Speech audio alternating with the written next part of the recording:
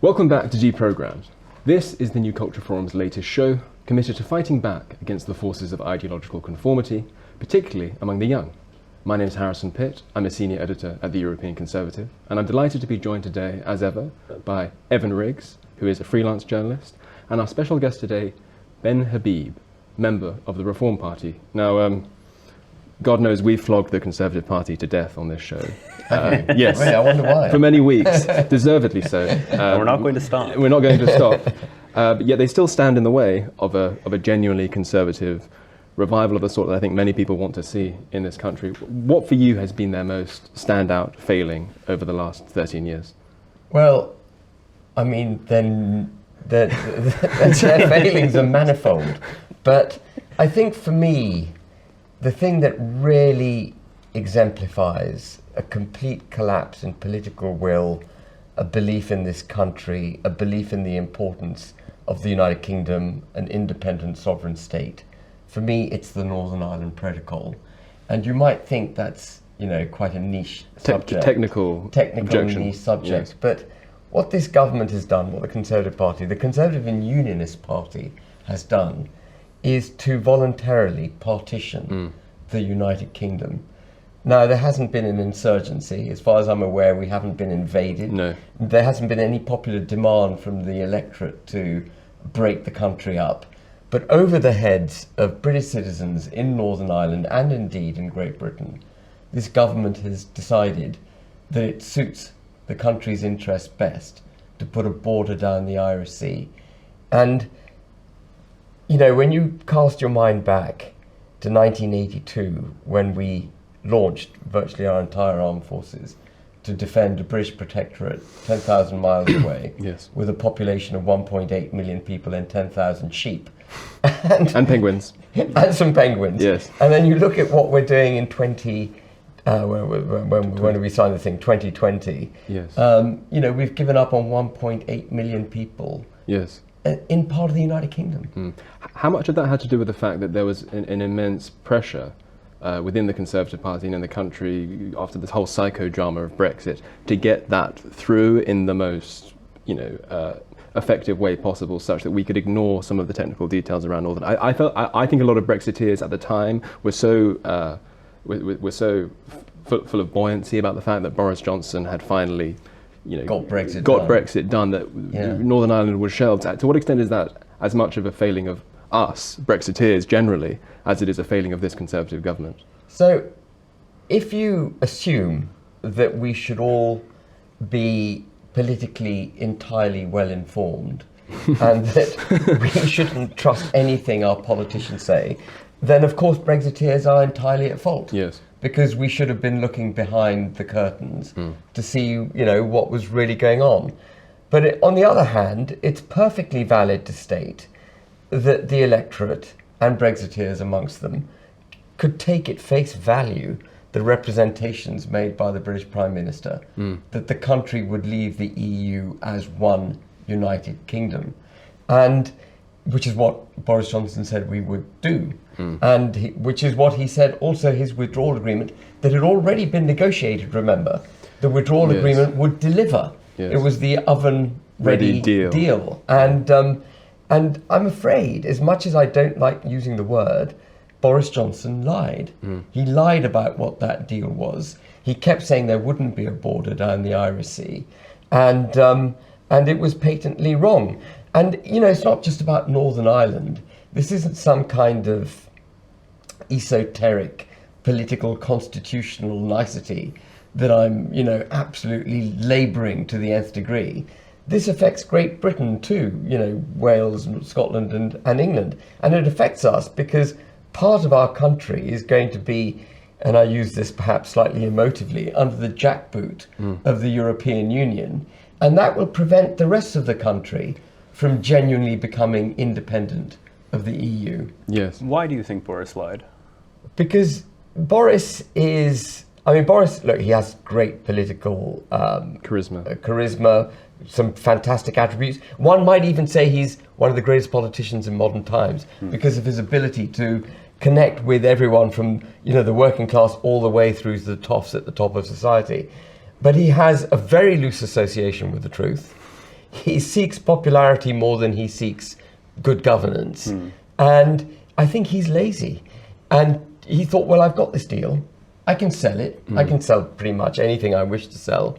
Let's get this thing done. And to the extent we need to sort stuff out later, we'll try and sort it out later. He's always struck me as being someone who has spent a good amount of his life angling for immense political power without any real core set of principles which would justify that pursuit. He's not ideologically driven. He doesn't seem to be. Yeah, and that's the issue, I think, broadly with the Conservative Party. It seeks to be so many things to so many different people in order to get into office. But once they get there, pragmatism can't see you through. Of course. You have to have a vision for what you want the country to be. You have to then have a plan to back up that vision, and then the executive ability to deliver that plan and implement it. And this government, much before Boris Johnson, has failed at every level. No vision, no plan, no execution ability. And you see nothing improved in the person of Rishi Sunak? No. Rishi Sunak. On Northern Ireland in particular, because he slightly modified Johnson's deal, didn't he, about He's made it worse. 8 months ago, 9 months ago? Yeah, the Windsor Framework. He's made it worse. Tell us why it's worse. So what he will tell you is that Northern Ireland, through the Stormont break, will now have the ability to stop new laws from being passed without the right to exercise this Stormont break. The Stormont break... to be clear, so you mean new laws hailing from Brussels? From Brussels. So let's just be clear what the protocol is and what the Windsor Framework is. In essence, what it is the subjugation of Northern Ireland to foreign laws made by a foreign legislature, enforced by a foreign court. It's what, I know you're Canadian, but I'm going to say you lot for the purpose of this discussion. It's what you lot rebelled over in the late 18th century. The Boston Tea Party was all about no taxation without representation. What you have in Northern Ireland is taxation without representation. And what Rishi Sunak said was that the Windsor Framework would fix this. The Stormont break, which gives Stormont the ability technically to repel new EU legislation, restored the democratic deficit, is what he said. Of course, it's all bunkum.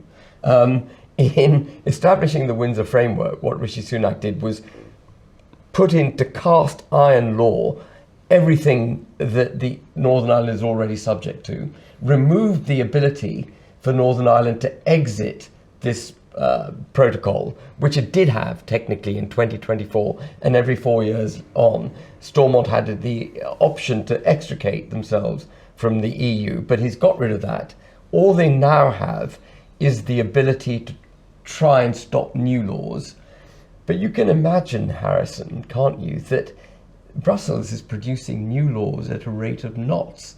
Do you think the legislature it's not a legislature even, the Stormont Assembly has the ability to monitor everything? Yeah, to go through it with a fine-tooth comb and say what we want, say what we don't want. It's just going to end up drinking from the fire hose. Absolutely. And the bar in order to block new legislation is very high. 30 of the 90 members of the Stormont Assembly, MLAs, have to wish to stop it. So in order just to get a vote, you need 30 of the 90. Yeah. Then you need to bring it to Westminster. Westminster then needs to check that there's sufficient grounds for this objection to have been raised in the first place. And then Westminster has to go to the EU and say, we're not applying this law. Okay. Yes. And this is the complete undermining of the Stormont break, the EU has the right to take corrective action. So if we reject an EU law in Northern Ireland, the EU can use some other mechanism to force it on us. Such as the European Court of Justice? No, some corrective mechanism. So if, let's say we refuse a tariff, they can impose another tariff. I see. So to counterbalance it. So it's such an arduous process that sovereignty in principle becomes subjection in practice. Absolutely. So the Windsor Framework is worse than the protocol. I'm not just saying it because it suits my book to say it. I'm not saying it to be hyperbolic or to grab attention. It is genuinely worse. So when Steve Baker and Chris Heaton-Harris, who are now Minister of State and Secretary of State for Northern Ireland, say it's hardline unionists who are holding up Stormont. Nonsense. It's unionists calling out an absolute affront to our constitutional arrangements. Sorry, go on. What's Reform's response then? Ditch the Windsor framework. Put the border where it deserves, where the Good Friday Agreement recognises a border to be, which is on the island of Ireland, between Northern Ireland and the Republic. And to hell with the Republic's objections. Northern Ireland is British, and it will be part of the United Kingdom. And if the Republic don't like it, well, that's just bad luck. They signed up to the Good Friday Agreement. I see. Okay, and so when you talk about a border being in the Irish Sea, I think a lot of people struggle to wrap their heads around what that means. Because they'll say, "Well, I can go to Belfast if I wish. I don't really face any trouble. I've never actually been to Belfast, but I'm assuming it's pretty easy to get in." But when talking about a border down the Irish Sea, what we mean is that Northern Ireland exists in a different regulatory framework to the United Kingdom, and that therefore makes it. But if that's true, I understand the principal point about sovereignty. But one of the driving thrusts of Brexit for many people, not all people, but I think you're one of these people, was that we could use Brexit as a way of deregulating, as a way of fundamentally important. Cutting red tape, and if there really are two regulatory frameworks, namely the Britain, Wales, and Scotland, and then Northern Ireland. Sure, it's an affront to sovereignty that Northern Ireland can't come with us, but what's preventing us on this island from diverging from European Union legislation? We can diverge, and we will give up Northern Ireland in the process. I see. And so it is that's why I say it's the subjugation of Northern Ireland to foreign laws.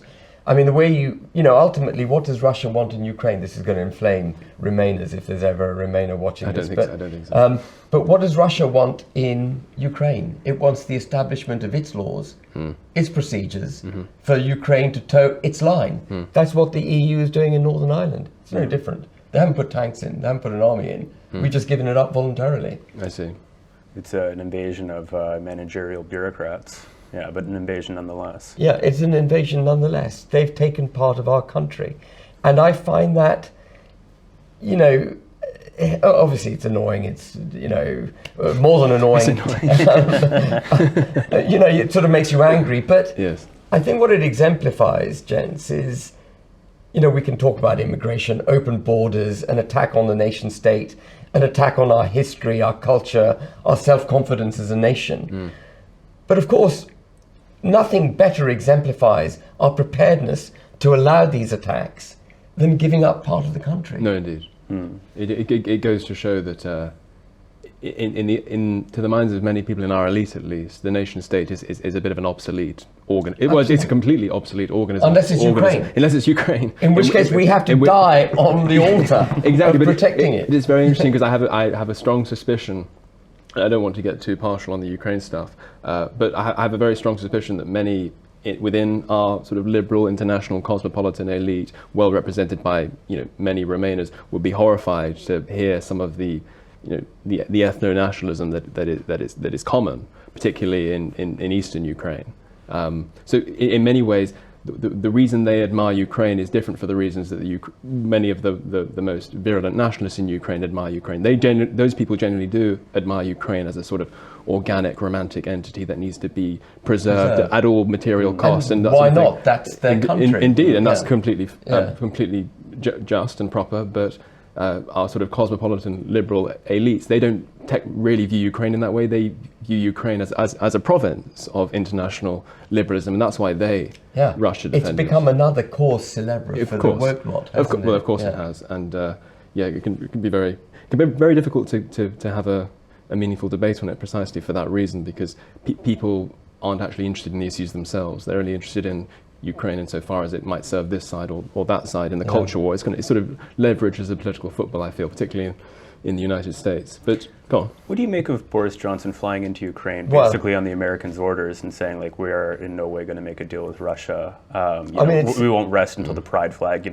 flies above Kiev. I thought that was such a stunning... coming Did he from, say that? Did he say? No. I wouldn't put it past him. Making a joke, but I thought it was such a stunning kind of revelatory moment of like the power of like the kind of U.S. hegemon, in that they basically like went to Prime Minister of the UK and said, go do our little errand for us. We'll keep funding it, but you're going to go tell them to get into line. I thought it was very revelatory in that, like, you know, you might say that Northern Ireland has been split apart from the UK, but it's like, where's the UK sovereignty when Boris is running around, you know, being kind of an American lapdog? Yeah. I mean, it's a really pertinent question you ask, because it is very revelatory, as you say, that the British Prime Minister, someone whom we know, the former British Prime Minister, someone whom we know not to have any real ideological leanings, has made Ukraine such a fundamentally important part of his life. And I mean, all I can say is that he's made a shed load of money since he retired as Prime Minister. A lot of it has been paid by the Harvey Walker Agency in New York, which is an agency that books people to make speeches. These are advance payments that he's received from the Harvey Walker Agency. We don't know who the ultimate commissioners were of his speeches, but he made $2.5 million upfront. That was in January. I'm sure he's had a lot more since.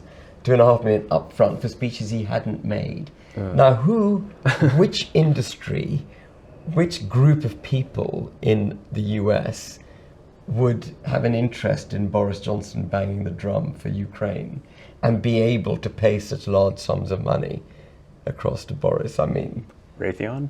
Well, exactly. Exactly. The defense industry. Yeah. The defense industry. War is big money, isn't it?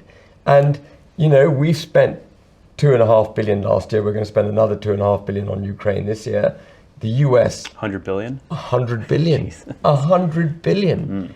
And we also all know that when you make that kind of expenditure in a war zone, a lot of it goes astray. Sure. Into the back pockets of lots of other people. Not that I'm impugning the integrity of anyone, but it's bound to be going astray. Vested interests are being created. People will be getting rich on the back of this war. And I'm not suggesting for a second that Boris Johnson is creaming money out illegally, but he's absolutely, I'm sure he's got a vested interest in this war. But the thing I find most puzzling about Boris Johnson's relationship to Ukraine is that one of the things that I think he'll be remembered for in this country is locking his own people up while flinging the borders wide open, which is an asymmetric view of free movement if ever I encountered one. So because many people might not even know this, but Boris Johnson actually liberalised our immigration laws to a pretty astonishing extent post-Brexit. It was part of the whole sort of liberal post-Brexit. Yeah, he said we'd have this point-based system, but he sent the bar so low that basically anyone can come in. Anyone can get in, which is why we've had extortionately high rates of immigration even since Brexit came into effect in January of 2020. What I find astonishing about it is that, I mean, even someone like Boris Johnson would be able to see through such a scheme as this. Let's say that Vladimir Putin, and this is something which dictators typically do, by the way, but let's say that Vladimir Putin, instead of invading Ukraine, had decided to sponsor sort of mass immigration programs of extremely high numbers of Russians into Ukraine in order to try and dilute... a bit like Belarus tried with Poland. Exactly, and a bit like the Chinese Communist Party has done with Tibet. Boris Johnson would see through that, and he would realise that the right to self-determination of the Ukrainian people was threatened by the way in which their demographic balance was being tinkered with, sort of settler colonialism. I mean, it's the sort of thing that the left would complain about if Israel was doing this into the West Bank or doing this into Gaza, all these sorts of things. So liberal internationalists are very good at times at seeing through these sort of politically subversive mass immigration schemes, yet they're completely porous in their approach to our own border, and they don't consider the long-term political consequences of, unprecedented demographic transformation of a kind that could leave sort of the long-established, reasonably homogenous population of this country stateless in a matter of decades. Well, I mean, I know you were in Brussels when I spoke about this the other day and at the European Conservative event.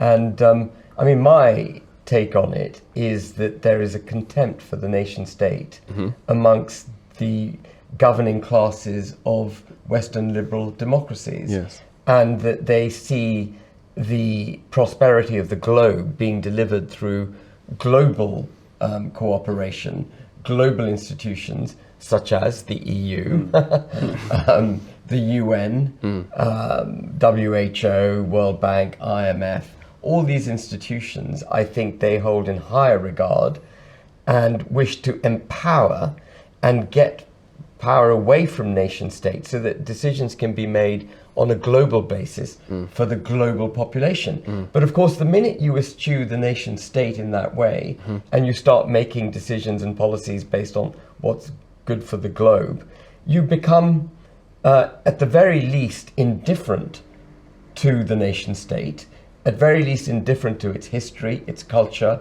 the social settled construct that is a nation state, its people. And so then who cares about immigration? Well, indeed, and but also really importantly in demographic terms, because it's often quite tempting, I think, for many conservatives who complain about immigration simply to couch the challenges of immigration in logistical terms, and there's no doubt though to do with housing, NHS appointments, education places. Like, these things do matter as well, but there's also a real demographic cost. There's also a real cost to tinkering with a nation's demographics without the consent of the people who are already there. In many ways, it's not even a political question; it's a meta political issue, because because what you're doing is you're, in many ways, assuming that many of these people are going to become new voters and may vote in a way which is different from the patterns of voting we've seen in the sort of the long-established ancestral population, is what you're effectively doing is you're importing a new voting blocks without the consent of the existing people. Well, what you're talking about is called the celebration paradox, or not paradox. I don't know what it's called, but yes, I know what you're talking about. Whatever it is. Yeah. My memory's giving up on me. But I mean, but you're so right. But it's okay for people to come in and then become new voters and vote Labour. But if you say they're doing it on purpose to basically wedge out the Conservative vote, you're now a great replacement conspiracy theorist, and you have to go on InfoWars and defend your positions. Yes. Yeah. But I mean, people, especially in the U.S., people openly make these claims, like we're going to import new people in, and then we're going to breed you out, and it's totally okay. And when I mean, we're not a million miles from that here. No, are we? We're not. We're fortunately a little bit behind the United States, but Evan's completely right. If you're celebrating it, then it's not happening, and it's a good thing. Is basically, and it's a good thing that it is. It's basically the paradox that's going on. It's not even a paradox. It's just sort of barefaced. But we are actually doing it. Oh yes. And the Conservatives are doing it to their own detriment, because it will be Labour that they vote for. Well, that's true. It won't be the Conservatives. It's true. Well, one thing yes and no. I mean, I don't know. I see what's happening in some states in the U.S., like in Florida, in Miami especially, where they're importing lots of Cubans, which are now starting to vote Conservative, and they're seeing a bit of a shift there. And I mean, if you do look at maps about let's say tolerance towards gay people in all of the UK, and you see London's like a bright red dot of intolerance, and you're like, wait, I thought all these people were universally educated elites, and you're like, oh no, it's because people don't want to go live out in the country if they've just shown up here. They go to the urban areas. And it's these weird little inconsistencies that people just kind of have to paper over. Sort of 10% of Yorkshire is against gay marriage, but 45% of the SOAS faculty is against gay marriage. What's going on? What's going on there? Even in Canada, Justin Trudeau had to come out and say, American Republicans stop poisoning our Muslim Canadians against gay people. And it's like, why would the American Republicans have anything to do with that? It's got nothing to do with it. It's absolutely bizarre. Yeah. But of course, you can't possibly admit what might be a real causal factor there. Yeah. No, you can't, because you would be accused of being, Islamophobic or something, wouldn't you? I want to get to something you said recently on Twitter, which I found very interesting and juicy in many ways. But I just wanted to make one quick point. It's true that there are some minorities in the United States who actually do reliably, at scale, break in favour of the Republicans over the Democrats. Unfortunately, there are only two of them, and they are, one of which Evan mentioned, Cubans and North Vietnamese. Or Vietnamese, because most of... Is that because they aspire to the old kind of American capitalist, because they've seen it in operation, they know it works. Indeed, and they've also likely, whether they've seen it themselves or not, they likely have a family background of people not experiencing that in the communism in Vietnam and communism in Cuba, and so it tends to be. I'm a little bit hesitant to celebrate that too much, because I do think that it is an expression of a very particularistic history, both in the case of the Vietnamese and in the case of the Cubans. Once we start seeing those rates among Guatemalans and Mexicans, that will be a lot more interesting. Yeah, I think this is something that will evolve over time. I'm not suggesting that the UK's new imports will be voting for the Conservatives if they're even around by then. Not that we even want them to. But I don't think it's some groups will certainly break from kind of the labor line and be like, I don't want you teaching my kids about like pride and whatnot. Of course, yeah. But I mean, it was interesting when Lawrence Fox, who I'm sure you know, was canvassing in Uxbridge. Yes. He just burnt the pride flag, remember? And he burnt it, I think, in part because it nods to Palestine and it's got other stuff going on in it. But he was welcomed by the Muslim community in Uxbridge because, he was effectively on their side of the debate when it came to pride. This is true. So you're going to get these two things knocking up against each other. It's true, but the thing that I will say, when it comes to this sort of, so I'm not talking about Muslims in general, but let's just say sort of organised political Islam in this country, which does exist. They do adopt an incredibly conservative approach to political life across a whole range of dimensions. The unfortunate thing about that is that they're not conservative about British culture. They're conservative about what they regard as their own culture. Well, this is where, so my son the other day, I was on GB News talking about how difficult immigration was from an economic perspective. And it was 6 a.m. and he came down at about 6:15. He said, Daddy, you were really loud. And he said, you got that all wrong. So I said, what do you mean I got that all wrong? And he's never said that before. He said, Daddy, you missed the whole point. It's not about the economy. Yeah. We can sort the economy out somehow.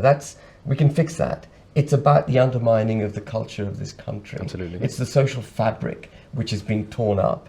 And I said to him, darling, you're absolutely right, but I can't say that very easily. I'm saying it now. But you can't say that very easily because, the minute you say that, people go, well, you're a racist. I don't know. That is kind of a British thing, though. I think you can say that in America, and here people are more hesitant about it. I mean, Liz Truss, I think that was kind of a big part of her downfall, where she came out and basically had this 10-point economic plan, which I'm sure her book, what is it? 10 years to save the West will just be a bunch of economic policies. It's like, that's what we need to do is we need to cut capital gains tax to save the West. It's not the economy, stupid. Yeah, I mean, we are hollowing ourselves out culturally. This is why it's so pernicious for the church and for the royal family to say, they're ashamed of their slave trading past, that reparations need to be paid. Look, the people who were affronted by the slave trade are dead. Those who perpetrated the trade are dead. And actually, a lot of people who were the subject of the trade are doing really well at the moment. There are no reparations to be paid. But it's not about reparations, is it? No, of course not. It's about an attack on our history. Absolutely. It's self-flagellation. And it's an attack on our self-confidence. They want to cow us. Yes. They want to shut down debate. Yes. They want, if you don't mind me saying so, because I'm half-half, but they want to shut white people down. They want to promote ethnic minorities. They don't want you guys having a voice. And you're both men, so one day you will be middle-aged, and then you will be the most persecuted group in the United Kingdom, because the Equalities Act and everything else, as far as I can make out, targets white, middle-aged, heterosexual men the most. Yes.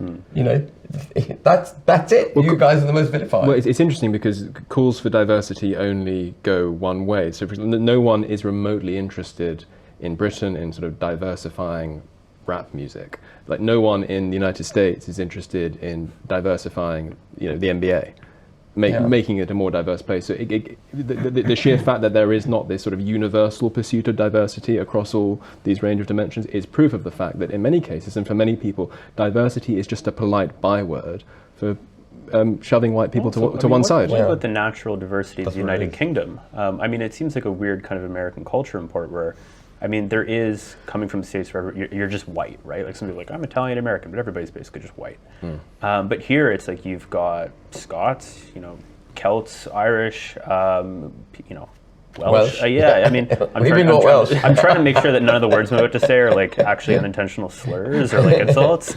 But there is a natural diversity to the UK among the indigenous population. That's not talked about at all, which seems strange to me. It's like this American import of just black, white. What is it here? Asian, East Asian? BAME, or black and minority ethnic.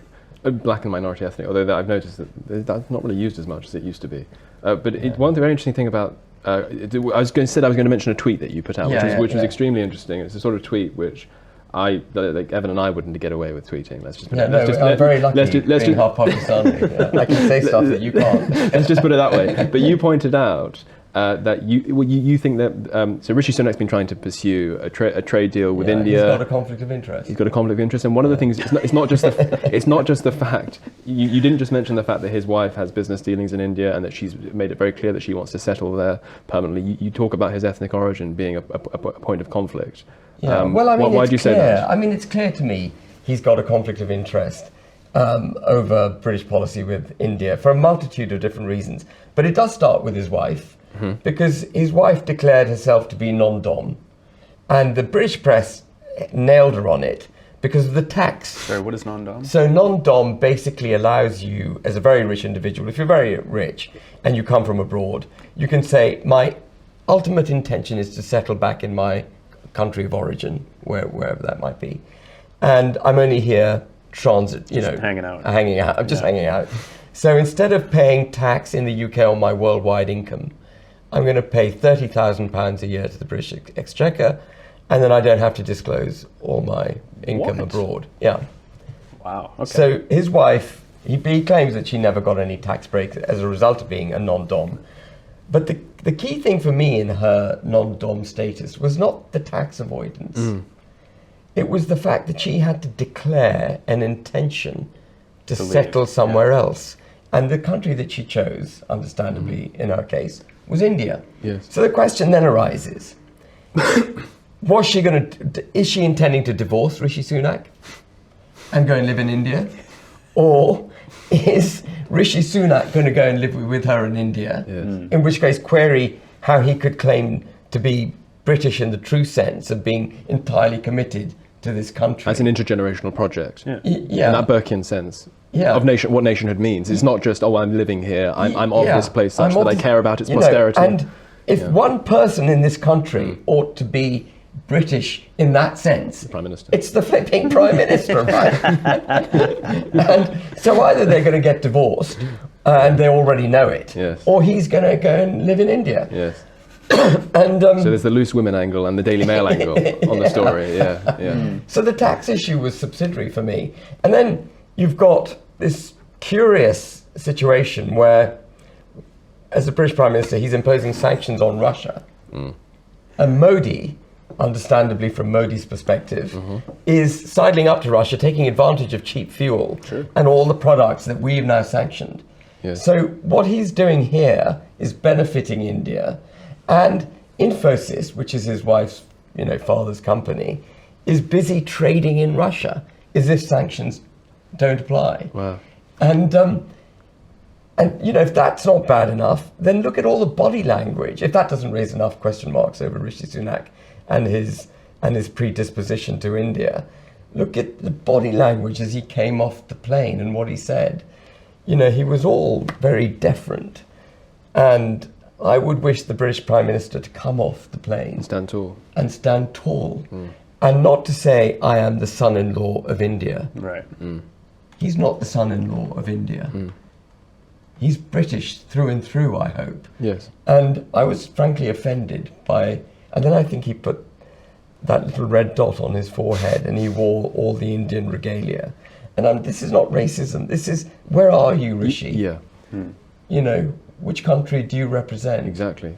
It's interesting. So what do you say because there will be people who say, well, what's wrong with that?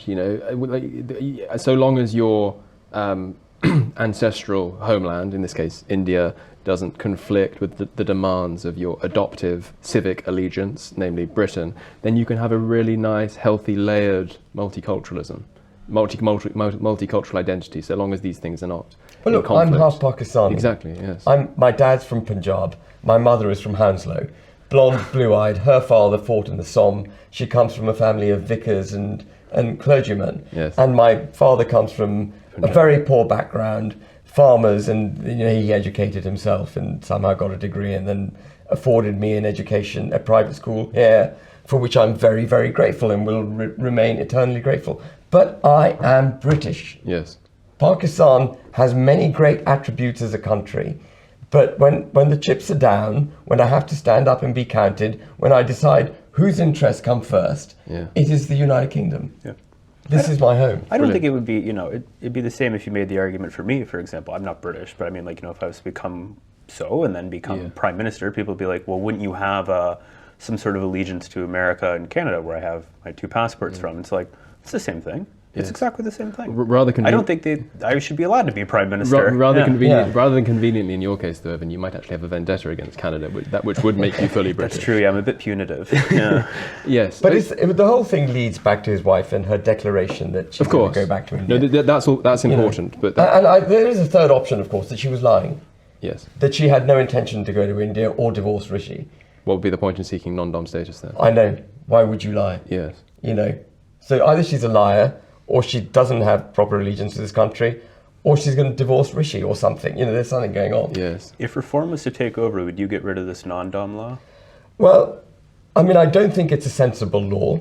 On the other hand, I don't think it's sensible to highly tax international businessmen and travellers. I think you want to welcome them to the UK. I think the global tax of your income needs to be looked at generally by countries. Because if you are, and there are many of them, I'm not one of them, but if you are a fluid traveller and you've got business interests in lots of different areas, you would be deterred from coming to the UK to settle for fear of being double taxed on all your assets. So we do need to look, I think paying $30,000 a year, if you're super, super rich, doesn't seem enough to me. Yeah, they're billionaires, right? Yeah, they're billionaires, many times over. What about an arrangement whereby you would keep the non-dom status, so that there was still an incentive on enterprising people to come to this country, but that you would set the demands of them becoming citizens much higher? Yeah, I think you've got to look at the equation. I'm not going to sit here and make policy on the hoof. Yeah, okay. But I think it needs to be looked at, and I'm sure there's a better formula than the one that we've got at the moment. I see. Labour have promised to abolish it. And I don't agree with that either. Not for immigration purposes. No, because they want the tax. Yeah. But they're so stupid, because of course the minute they abolish it, if they don't replace it with something, they're just going to lose a whole load of people. And it's also we have this weird situation where, I'm not saying that the Conservative economic success, the state of the economy under the Conservatives is brilliant, but generally speaking, throughout our history, the Conservatives have a better track record for managing the economy than the Labour Party do. But the Conservatives also talk tougher on immigration. And that actually tends to mean that when Labour's in government, so for example, in the 1970s, we had net emigration because the economic prosperity of this country was, sort of in the toilet. Yet in the 80s, immigration started to go up again, precisely under Thatcher's Conservative government. But last year we had net immigration of 600,000, as you know. Yeah. But we lost 500,000 young British workers to go abroad. Yeah. That is the brain drain happening. Yeah. What we're doing is... How many was it, sorry? 500,000. We lost 500,000 young... It was 1.1 million was the gross figure of immigration. And 500,000, mainly young British people leaving the country. They were overrepresented in the immigration portion of the figures. I see, okay. Yeah. Wow. And so that's huge. Yes. It's not 600,000. We talk about 600,000. Right. It's 1.1 million. Yes. That's one of the reasons why I would be in favour of publishing, as a matter of course, the gross figure of immigration. And all the ethnicities and the countries that they've come from. And where are our people going? Yes, exactly, because then you get a better sense of the churn that's going on. I do see articles like this propping up from time to time. Often by writers who seem to have lived their whole life in London and don't intend to leave, saying, if you're a young person, leave the UK. Sam Ashworth Hayes wrote this in the Telegraph recently. I wasn't going to name them, but I guess. Oh, sorry. But yes, Sam did, and I definitely disagree with it. Maybe it's because I moved here myself and I'm still qualify as young. But what would your message be, or what would Reform's message be to young Brits who are thinking about leaving, or maybe thinking about coming back, for not only just the party, but the nation as a whole, like why you shouldn't give up? I mean, I give up in Canada, but that's a bit different. I mean, let's be real. Yeah, that is actually hopeless. Yeah, well, I mean, it's this is why we're fighting the fight, aren't we? To provide what certainly I believe, and I think you gents believe, to be a secure, good future for our young going forward, and not to hollow the country out, not to make it a place where the ethnic white people don't feel welcome, where the indigenous people feel they've got to leave because they're being hounded out. And I mean, it is partly economic too. Young people want to thrive. Yeah. Sure. They want to make money, and they want to be able to keep money they want to get married, they want to have children, they want to buy a house. And if you take that away by overtaxing them, by intervening in their businesses, by regulating them to hell, which is roughly where we are at the moment, tax to hell, regulated to hell, net zero being the worst form of regulation and tax that I think I've seen in my lifetime, the drive towards net zero. If you do that, you're going to drive people aboard. I've heard so many young people say, I'm going to move to Dubai. And I go, why Dubai? Ugh. And it's not a democratic country. I'm going to Dubai because No income tax. no income tax, Yeah. and I can run my business. Yes. No one's going to interfere. Good law and order, zero criminality, basically. Yes. I feel safe, and I can make money. I mean, at least go to Singapore if that's what you got. Dubai, I mean, come on now. What about this is very interesting. Okay, so let's get into reform a little bit. So, often the main focus on the migration issue in British politics is on illegal immigration. Understandably, it's the most sort of... It's almost like the Tories want you to look at that. Exactly, it's the most publicisable. When Farage goes and does his thing on GB News, like in the water, everyone 100,000 views in 5 seconds. Everyone wants to see it. But one thing I've never heard a reform spokesperson say, maybe you don't have an agreed policy among yourselves, is what would you want the ideal legal immigration rate into this country to be, and how would you go about achieving that? Well, we say it should be net zero. Wow, okay. And it's a play, obviously. On net yes. zero. Okay. But net zero immigration. And of course, that would require a dramatic change in the way we operate our economy. And the only way you can get to net zero immigration is if you get our labour force working. Yeah. Now, what people often get wrong or misunderstand because of the way government presents it, government will tell you unemployment is at record lows. Yeah. And unemployment is at record lows. Therefore, we need. But that's because you have to be looking for a job in order to be classed as unemployed. In fact, instead of the 1.5 million that they claim to be unemployed, there are in fact 6.2 million people on universal credit, 2.4 million of whom are not even bothering to look for a job. How many who aren't bothering to? 2.4 million aren't even looking for a job. Yes. So what we've got is a low unemployment rate, but a completely broken labour force. Yes. And the reason I think we've got it is because it doesn't pay to work. You can get pretty much very close to the median net wage on benefits. The median net wage is around 30,000. After tax, it's about 23, 24,000. You can more or less get there on benefits. Yes. So I'm not blaming anyone on benefits for sitting at home watching Netflix. I would too. If my option was to be an ambulance driver, and the average ambulance driver gets paid 28,000 a year, or I could get benefits of 20 and sit at home watching my favorite Netflix all day.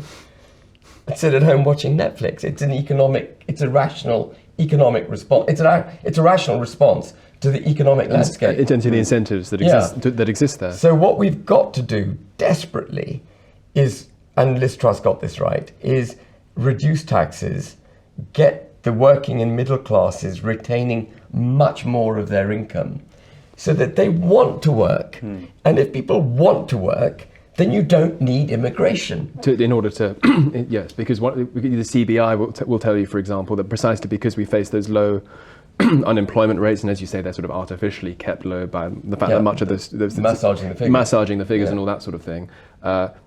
For that reason, businesses need labour, and therefore immigrants are going to fulfil that. And even sort of avowed populist restrictionist leaders like Giorgia Meloni recently in Italy recently issued how many visas? 811,000 immigrants, or net immigration over the next 4 years. Yes. I mean, Meloni. For this reason, for the economic reasons. Meloni. She sadly, I think Meloni is a disappointment because she said all the right things to get into office, and we thought, right, we're going to get a centre-right. Little firebrand down there in Italy. And she's gone all lame, hasn't she? But so what happens if you do what I want, which is to cut taxes on the working and middle classes so they can keep more money and they go back into the labour force, and you have less unskilled immigration, and large companies in particular who are at fault here have to hire British people. a number of things happen. First of all, the state has to cut its size back, because in order to cut taxes, it has to pare back its intervention. I want that. I want the state to get out of our way. Where do you start making those cuts? There is so much waste. There is so much waste. You don't tell me. When Rishi was in India, he committed 1.6 billion pounds to the Green Climate Fund because Modi wanted him to do so. So, well, there's 1.6 billion. We spend 4 billion a year on illegal housing, illegal migrants. We spend 4 billion a year. That's 1% off. Whereas you think we should turn them away in the Channel. Yeah. We should absolutely reform UK policy, physical response in the Channel. Don't let them get on a British boat or on British soil, because then you're going to have then they're subject to our laws. Yeah. You have to stop them before they get onto our territory, which we have all the international law on our side to do. What do you do with the illegal immigrants who are already here and are like living on the barge or in the hotels? No, they're not living on the barge. I mean, the barge is a really expensive distraction. I know, but I think the barge. They're not in Rwanda. They're not even on a barge. They're in Pimlico. I just think the barge is really funny because it's like, we'll put them on a boat, but then we'll keep the boat here. Do you know the barge is remarkable? I don't know if you've got time for this, but they get free medical care, free food, taxis a bus in and out of Portland, taxis if it's after hours, cash in their pockets, Wi-Fi, a gym, a pool table, and then people still complain they're being hard done by. I want to go on holiday on this barge. It sounds fantastic. Yes. But I interrupted. We were talking about waste that could be cut, and one of the examples you mentioned was 1.6 billion in the Green Climate Fund. Yeah. 4 billion a year on illegal migration. Yes. Which is 1% on the basic rate of tax. You could cut the basic rate of tax by 1% if you didn't have those illegal migrants here. Wow. 2.5 billion last year on Ukraine. We keep getting told that the cost of Ukraine to our economy is massive. They keep blaming the Ukrainian. Well, get Zelensky to stop the war then. Let's get the pressure off our economy. And it's on. Lord Agnew, who was a minister in the Treasury, resigned last year because of the woeful waste by government. Woeful waste, that's how he described it. So, I've enumerated close to 10 billion just there, without even scratching the surface or trying to make any real effort to see where there's huge government waste. So the government would have to pay itself back, cancel net zero, hugely damaging to the economy, or at least cancel the way we're doing it. So a state would have to pay itself back. Wages would go up, and companies would then have to innovate to keep their costs down. Yes. So you get an upskill. You automatically get an upskilled, incentivized working labor force with companies that are automating themselves. Yes. Productivity goes up. I like to call it fully automated luxury restrictionism instead of fully automated luxury communism, which is Aaron Bastani's coinage. But the Israelis do this very well because for good reason. They have to be very cautious about their demographic balance because they don't want a stateless Jewish minority in Israel for understandable reasons. They'd be wiped out, and so they are innovating in precisely this way. That they're not just relying on the narcotic of cheap immigrant labour to keep their economy going, and that's what we're doing. We're using a third world economic model, and it's no wonder that our economy is going down the drain. Yes. They keep talking about GDP. Oh, by some miracle, GDP didn't go down. Actually, it did go down last month, but GDP per capita is collapsing. Yes. GDP per hour worked is collapsing. Yes. It's because we're operating a low, unskilled, third world economic model. We've got to stop it. We're a first world country. Yes. Yeah, there is another thing that the Israelis do that I quite like, which is mandatory national service. Do you think that could work in a British context? I think it's a great shame that we got rid of national service. When did we do that? 1956 or 56. Something like that. Anthony Eden got rid of it. I thought, well, you'll have to fact check me, but it was in the 50s. Yeah, in the 50s. Do you think it would be a good idea to maybe bring that back? I would definitely bring it. I've been a big advocate of every member of the armed forces I speak to about it. They go, oh God, the armed forces don't want a whole load of, unskilled Brits coming in for a short term. But think about what it would do for the country. Yes. You would have discipline, training, pride, self-confidence, physical fitness, and you would also have a potentially much bigger army if you ever need it. Sure. I think we need to go back to much more emphasis on our armed forces. Yes. And what we mustn't do, which we're doing, by the way, when we haven't got time to talk about it, what we mustn't do is slide into some kind of permanent structured cooperation with the EU on armed forces. To do with the EU army. Which is where we are going. I didn't know that. We are signing ourselves into it. Yes. Horizon Europe is part of it, and we've also signed up to something called PESCO Mobility, which is a permanent structured cooperation project, and that project prohibits us from speaking out against EU foreign policy, EU matters and so on. And we're sliding into an EU army, and we mustn't do that. I see. And anyone who says that mandatory national service is the hallmark of a dictatorship. It exists in Ukraine, it exists in Norway, it exists in Sweden, Finland, Switzerland, who have the best democracy. Singapore, Israel. They have a referendum on just about everything. Yes, do you want to go to the loo? We'll have a referendum. There's a culture of active participation in Switzerland, certainly. Before we finish, Ben, let me just ask you very quickly. So obviously we have this election coming up next year. Presumably you don't know quite how many constituencies Reform is going to be standing in yet, so I won't ask. All of them. Really? Okay. All of them. Oh, good. That's our declaration. Oh, great. You're going to stand in all of them. Our aim is to do as much damage to the Conservative Party as possible. In swing seats in particular, you think that you... what we want to do is send a message. If we can't, hopefully we'll get some seats, yes. But if we can't get some seats, if we don't get any seats, the minimum bar which we wish to achieve is to send a very strong message to government that failure will not be rewarded with incumbency. Wonderful. And this notion that, we recognise we as the Conservatives are bloody awful, but Labour's even worse. It just doesn't cut it anymore. It's got to stop. Yeah. They've got to be punished. Even if Labour is worse, even if Starmer gets a massive majority, we have to go through that. We need that cold shower. Yeah, we need the cold shower. So people like Sunak and his comrades. Nice. His comrades understand that they've got to govern properly. Exactly. And that mediocrity will not be rewarded, as he put it. Well, so that's a great rallying cry. And thank you so much, Ben, for coming on to... Thank you for having me. Coming on to Deprogrammed. Evan, thanks as ever. Yeah. You've been watching Deprogrammed. Make sure to like, subscribe, leave a comment if you wish, and we shall see you on the next one. Hello. If you're enjoying the New Culture Forum channel and you believe in our mission, may I invite you to join our membership scheme at the link below or on our website, newcultureforum.org.uk. Our work is more important now than ever, and we have great plans ahead for the future, but we can't do it without your support. From as little as £3 per month, you can help ensure that we continue on our mission.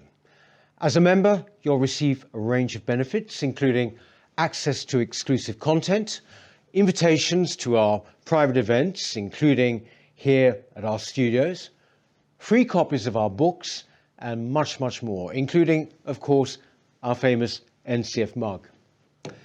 If you aren't able to become a member, then please help us by clicking this button and subscribing to our channel. It's completely free. Just remember to also click the bell icon so that you can get notifications when we post new videos. Thank you.